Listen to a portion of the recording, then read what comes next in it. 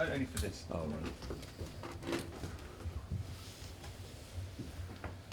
What the hell? Just Live proceedings, eh? proceedings off, right? All right. Yeah. You've managed it well done. The worrying thing is it's not just for Christmas, he's got one for every season. Every of the season. year. Correct. Top man. Mark, good to see you. Hi. You probably can guess where we're going to start.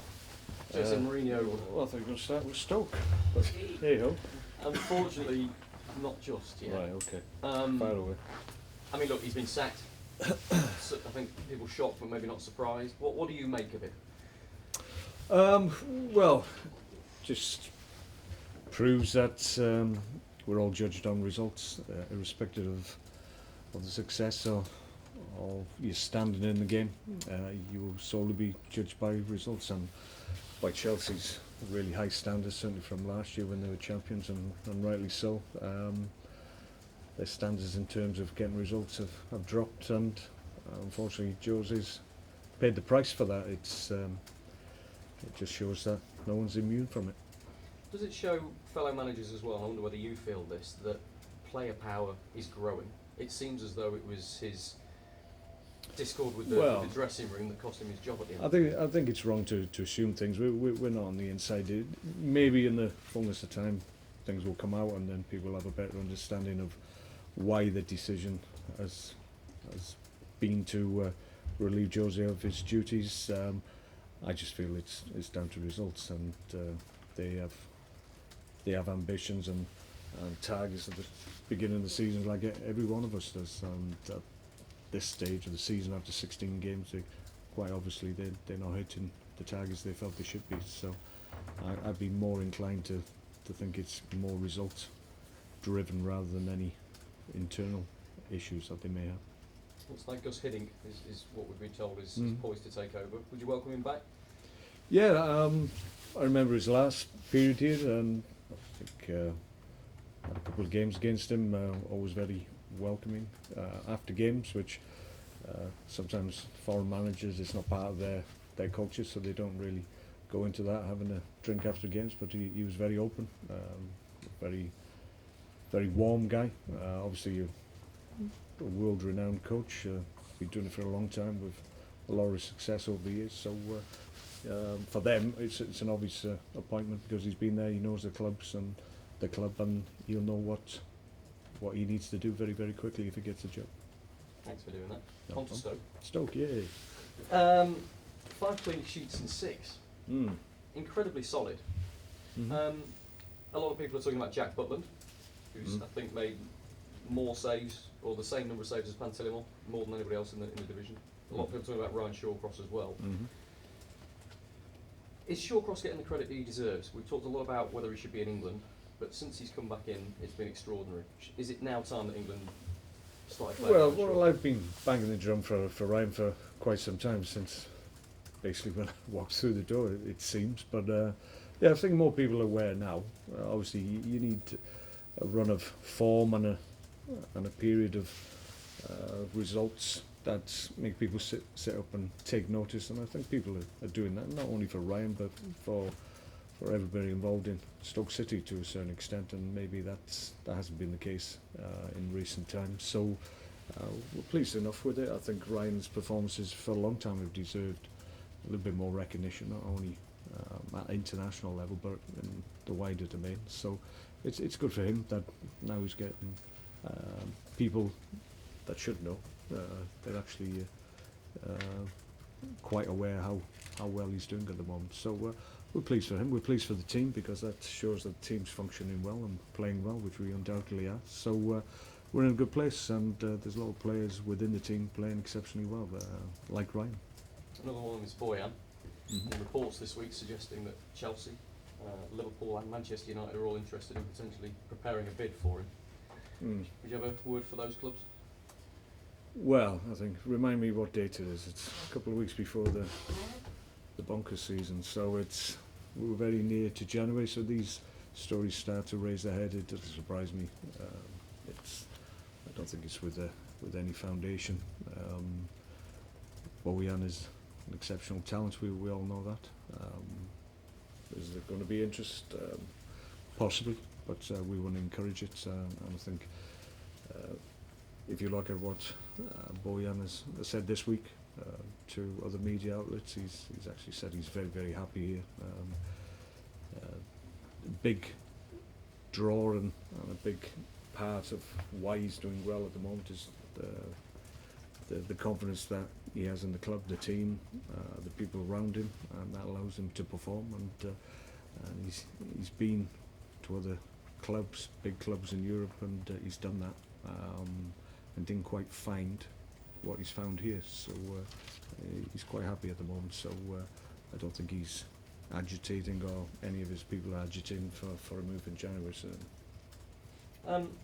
Is it fair to say that maybe the other end of the pitch is where you've been struggling a little bit, so solid at the back but not scoring enough goals? Is that fair? Yeah. Especially with the creativity you've got in the side. Yeah, I think we've created chances, absolutely we've created chances, we just haven't taken them. I think there will come a point where we will start to convert the chances that we created. We'll need to, because we can't bank on clean sheets every week, so we need to convert the chances we're creating. But if you look at our last two games against Man City and West Ham, we had any number of chances that could have obviously resulted in goals and would have made the outcome of the games different. Certainly the West Ham game, we had some really clear-cut opportunities that on another day we would have taken. But we're conscious of the fact we talk about in the week's work leading into games, and we have done for a number of weeks, about getting more shots off, more chances created. And in fairness, I'm seeing that in recent weeks in terms of what we're creating. We just need to start converting the chances that we have the ability to create. We feel we're quite close to being able to resolve that, because, as you said, we've got good creativity in the side, talented players that have scored goals in the past, so there's no reason to think they won't do in the future. Arnautovic and Eric Peters, I think, there's some contract talks going on with those, is that right? Or contracts being prepared for them, I think the chairman said earlier. Yeah, I think there's been initial discussions. As always, you're never quite sure how these discussions go in terms of how long will it take, how soon will you get to a resolution where everybody's happy. But the fact that the talks have started, I'm pleased with that, because that's obviously something that I want to happen. I want the two boys to be here for a significant length of time. I think it's important. They're key players in terms of what we're trying to do here, so it'd be good to get them signed up again. Team news, how's Shaqiri? Shaq's okay. He's had a couple of training sessions. We'll check him again tomorrow, make sure there's no reaction, but at the moment, touch wood, he's okay. A few doubts. Phil Bardsley's just got an issue with his back at the moment, so that needs to settle down overnight. Stevie Ireland, a little bit of tightness in his hamstring from the game that he had last week. In fairness, been training, but still got a little bit of an uncomfortable feeling there, so we'll have to check on him. Jeff Cameron obviously is out. Peter Crouch, we're hopeful will start training on Monday. Peter Odemwingie is back training with the group, so he's an extra body. Mark Muniesa still a little bit sore in the hamstrings, so he'll miss out as well. But if I haven't missed anybody, that's about it. Finally from me, Crystal Palace, 6th in the table, 3 points off the top 4. They're doing really well, but I wonder if how well they're doing maybe emphasises with Leicester at the top just how open a Premier League season this is in the top half.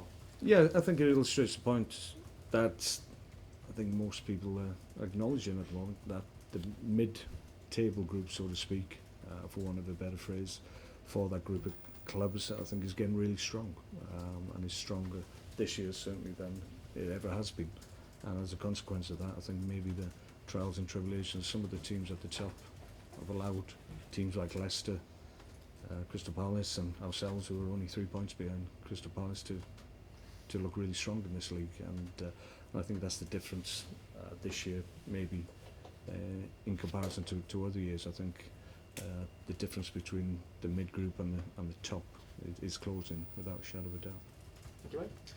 Mark, how wary are you that Crystal Palace seems to have this knack of winning away from home? Is it the style of play? What is it down to? Yeah, I don't think it's any coincidence. I mean, if you look at the makeup of their team and the assets that they have and the weapons they have in terms of their attacking threat, it's arguably their game plan lends itself better to playing away from home because they can soak up pressure, which they're very good at. But then they have good pace, good ability, and a real threat going the other way. So if you're going to, at times, away from home, concede ground, which you have to, everybody has to at some point, but if you have that ability to spring quickly and get good talents running in the opposite direction quickly, then you can cause teams problems. And we have similar talents in our team, in fairness, and maybe that's why this year our away form arguably has been better than some of our home form, just because we have the ability to break quickly like Crystal Palace do. How do you counter the counter-attack, as it were? Well, you've got to be vigilant. You can't overcommit. You've got to, as always, count your numbers. Make sure you're in the majority, not minority, when these attacks start. But it's about being able to deal with 1v1 situations as well. They've got talented lads like Saha and Balassi who, in 1v1 situations, can cause you a problem. So you have to be able to deal with it. That's something in the Premier League that is a prerequisite, to be perfectly honest. So as long as we do those parts of our game well and those elements of play and fundamentals in terms of defensive work, if we do them well, which we have been doing of late, then we've got good ability going the other way and we can cause them problems. Mark, could you, with Shaqiri being fit, could you go with that front three like you did in the last home game, possibly? Yeah, it's an option. Yeah, well, we'll check him. As I said, we were not totally sure that he's going to be available, but there's a hope. Obviously, he's had a couple of sessions. We haven't done a great deal, obviously, leading into the game, but we're hopeful there'll be no reaction. If there's no reaction in the morning, then there's no reason why he can't take part and be in my plans. But as I said, after the Man City game, it was a formation that I needed to find out about, and it worked to good effect at Man City. Went with a similar setup against West Ham, obviously without Shaqiri, but maybe less effective away from home possibly. So give me food for thought, but certainly given how well it functioned against Man City last time out at the Britannia, then there's no reason why we couldn't think in those lines again. I only mentioned it because you talked about goals and needing goals, and in that game you made a lot of chances, and the score could have been far more than it was. So it obviously is a good option if you want to. Yeah, get well, more and that goals. was one of the motivations to try in the first place. That I done an ad about going with it in previous weeks. I hadn't really committed to it, but once I did, then you could see the potential in it, and certainly in terms of chances created, there were many on the day that we could have made the result even more significant. But I was pleased with the chances we created at West Ham as well. So as I said, it's not as if we're struggling for opportunities to score goals. It's just in terms of converting those chances, it's the percentage is a little bit low at the moment, which needs to improve. And back-to-back home games, so to get two good results here is important, isn't it, over the next 2 weeks? Yeah, we've been on the road quite a lot. I think we played 16 games, we've had 9 away, only 7 at home, so we're playing a little bit of catch-up in terms of home games. So it'd be good to get back in front of our fans. We've had last two league games have been positive results against Chelsea and Man City, so we're in good form at home, which wasn't the case earlier on in the season, so we're starting to turn that around as well, so we're looking forward to it. And a side like Crystal Palace, obviously they're sixth, but they're the kind of teams, if you want to progress from last season, you have to be winning these games at home, don't you? Yeah, that's always a given. Teams in and around you at any given stage, if you come up against them at any stage in the season, then you want to take points off the teams that are around you, and there's a big group of teams that have Constantine is in the middle. There's only 4 or 5 points separated, maybe 7 or 8 teams, so if you can go up against one of them and take maximum points, obviously that hinders them and helps you. You mentioned bonkers season there, being just around the corner. Have you given much thought to how active you'll be in terms of incomings?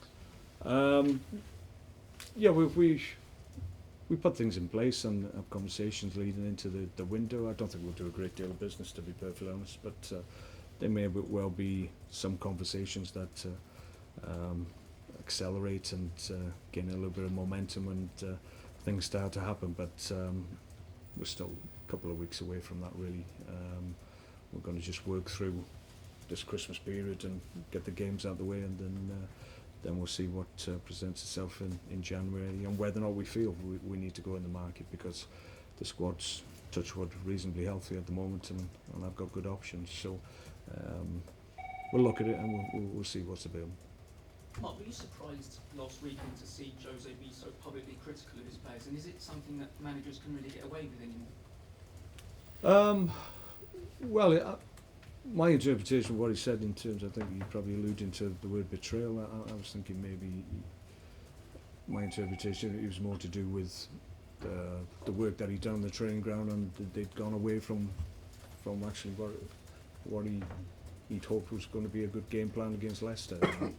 Rather than a betrayal of him, it was more a betrayal of the game plan, so to speak. So maybe I was the only one who read it like that. But I think, from Jose's point of view, I think undoubtedly he's a top manager, and he'll actually learn from this experience, because if you look at his career to date, it's always been on an upward curve, and it's probably the only time in his career, wherever he's been, where he's been in a situation where his team isn't functioning and isn't winning games. So having come through that period, probably for the first time in his career, he's going to learn from that and come back an even better manager, which is a scary thought, really. Can I ask you just something about Adam Pardew, who said at the start of this month in an interview? He said that English and British managers are at the moment regarded as an underclass. No one's really promoting them, and they don't get jobs in the top teams. I think he's on I can see where Alan's coming from. I mean, you look, obviously, one of the top jobs in this country is the Chelsea job, but no British manager will get anywhere near it, just because the Chelsea don't appoint British managers. I haven't done since I was playing for them, which was about 20 years ago. I think Glenn Hoddle was the last British manager that they appointed. So it's not in the top teams, for whatever reason, British managers aren't given a chance, because they don't have that repetitive winning sequence on their CV, because they don't have the opportunity in their own domestic league, whereas lots of other managers in their domestic league get the opportunities at the top jobs with clubs that have the potential to win their domestic league, but British managers don't really get that. Dave, quick one. Mark, you were saying that Stoke have been creating a lot of chances, but one area where you haven't been so successful is at set pieces, particularly corners. I think there was a stat that came out this week that said Stoke haven't scored from a corner for almost a year now. Is that a conscious result of you trying to sort of score more from open play, or is it more than that? No, I mean, set piece work is important, and everyone is given a specific job. It's a lot to do with delivery, and can you get the right people attacking at the right time, and everybody works hard on it and talks about it and thinks about it, but for whatever reason we haven't scored as many as we should do. We defend set plays really well. I think that's clear for everybody to see, but in terms of scoring, we probably haven't scored maybe as many as this club used to in the past, but in fairness, it's been a while since the amount of goals that we score at set plays has been significant, not only in my time, but towards the end of Tony Pulis' time. We weren't scoring a great deal at set plays, not as many as we had done in the past. So it's an area of play, we can look at and work on and try and improve, because it's an obvious chance and an opportunity to score goals in the Premier League if you can get it right. Last one from Joe. Mark, obviously Rob's just mentioned the sort of season we've had, with obviously Leicester so high and Chelsea struggling. Does that make you sort of reassess your targets and think, hang on, at the start of the season maybe we thought top 10 would have been good, but now we're thinking maybe top 8, top 6, maybe more realistic than it was back in August? No, we're still on track where we think we can get to at the end. It's it may be that the points that we'll have to get to where we want to get to at the end of the year, that points target might have to change to get to the same place, if you understand, because